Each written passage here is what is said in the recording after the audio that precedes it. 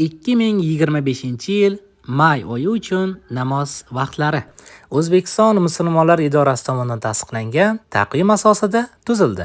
Taqvim Toshkent vaqti bo'yicha tuzilganligi sababli Toshkentdan boshqa viloyatlardagi vaqtlar farqi quyidagi jadvalda keltirildi.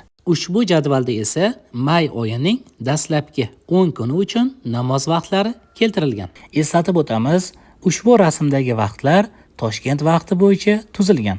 Toshkentdan boshqa viloyatlardagi vaqtlar farqi bundan oldingi jadvalda ko'rsatilgan. Ushbu jadvalda esa 11-sanasidan 19-sanasigacha bo'lgan namoz vaqtlari keltirildi. Yana bir yangilik, agarda kimda kim arab tilini noldan boshlab to'liq o'rganmoqchi bo'lsa, YouTube qidiruv bo'limiga arab tilini 4 soatda o'rganish deb yozsangiz, to'liq holatda arab tili alifbosini o'rgansangiz bo'ladi.